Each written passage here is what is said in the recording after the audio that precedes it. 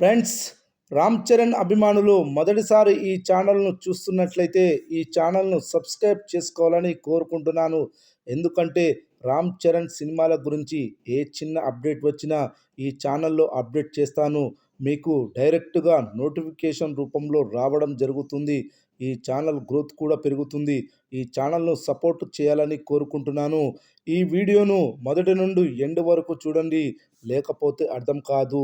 థియేటర్స్లో డిజాస్టర్ ఫ్లాప్గా నిలిచిన కొన్ని సినిమాలు ఓటీటీలో బ్లాక్ బస్టర్ రెస్పాన్స్ని దక్కించుకోవడం వంటివి మనం ఇదివరకు చాలాసార్లు చూసాము. ఇప్పుడు రామ్ చరణ్ గేమ్ చేంజర్ చిత్రం కూడా ఆ జాబితాలోకి చేరిపోయింది.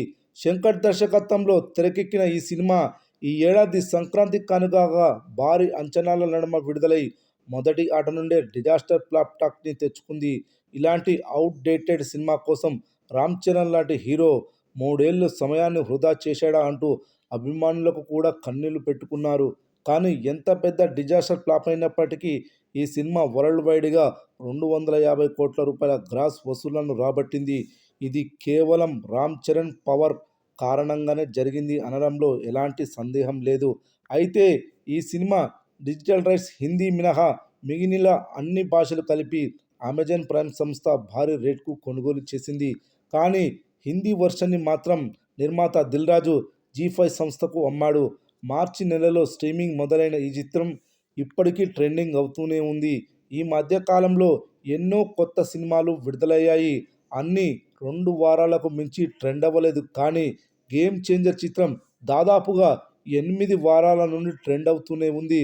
ఆ సంస్థ అందించిన లెక్కల ప్రకారం చూస్తే ఈ చిత్రం ఇప్పటి వరకు 500 మిలియన్కి పైగా వాచ్ మినిట్స్ వచ్చాయట.